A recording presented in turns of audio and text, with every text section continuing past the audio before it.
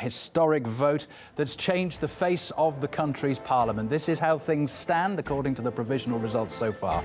Angela Merkel, though, has all but secured a fourth term as German Chancellor.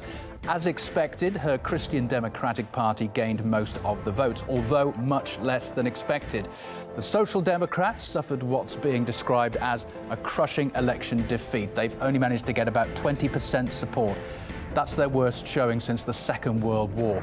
But for the right-wing Eurosceptic Alternative for Germany party, this election was a major breakthrough. For the first time, they've gained enough votes to enter the national parliament.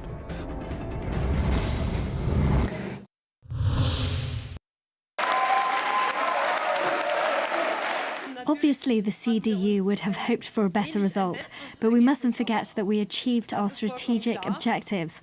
We have a mandate to form a new government, and no government can be formed against or without us. Today is a difficult day for social democracy. We missed out on our electoral goal. After losing our central region, we lost the federal election.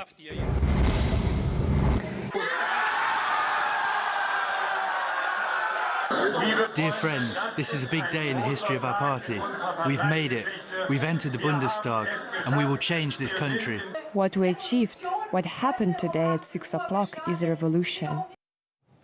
While Merkel's win was widely predicted, the upset of the election was the right-wing Alternative for Germany party. Voters gave that Eurosceptic party its first seats in the Bundestag. It's a victory that's left many dismayed. People have rallied across Germany against the right-wing party, protesters shouting anti-nationalist slogans outside the building where the party's leaders were celebrating the result. RT's Polly Boyk has been following the demonstrations. Well, Angela Merkel may have come out on top, but this is the party that's doing a pretty good job of raining on her parade.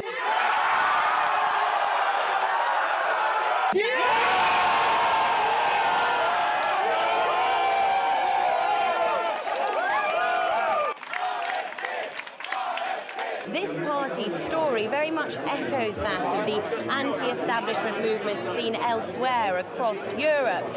They're not happy with the immigration policy, in particular Angela Merkel's decision to let in over 1 million refugees back in 2015. Take a look at what else the AfD party stands for.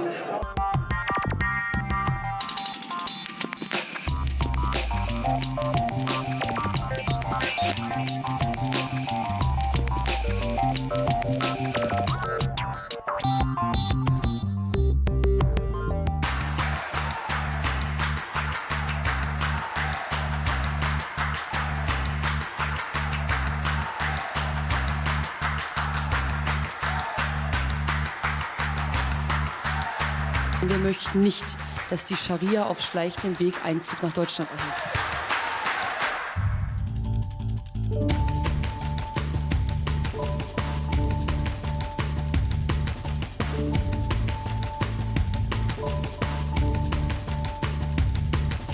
Weil sie unbedingt ihre idiotische Flüchtlingspolitik durchsetzen will.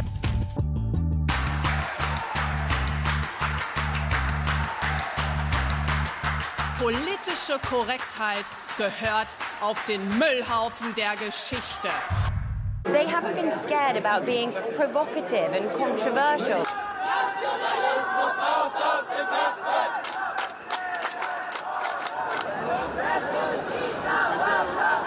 Nationalismus raus aus den Köpfen!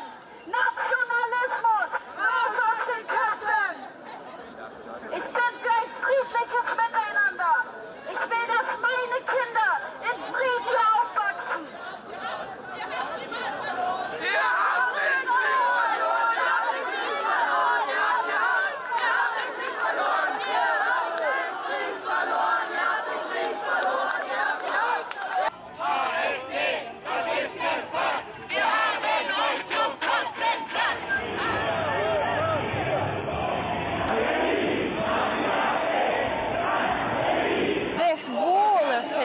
That's just kind of fencing off with a human chain all these protesters that have turned out tonight in anger, really. I can show you some of the placards that they've got here. Some pretty rude ones, actually. They have been calling the people up there Nazis.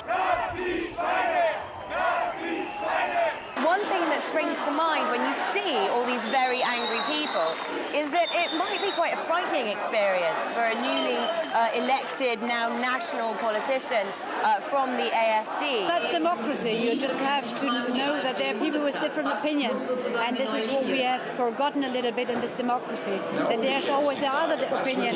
The parliament has not had real debates about huge issues. It's migration, it's Islam, it's the Euro-rescue policy, it's the ever closer union of the European Union. All those topics have only had one answer, and we are presenting a different one. No one has to agree with our opinion, but they have just to accept that there are other opinions. They have to learn. One of the other AfD leaders, one of her tweets this evening of celebration was a quote of Gandhi's, no less, which said that first they ignore you, then they laugh at you, then they fight you, and then you win.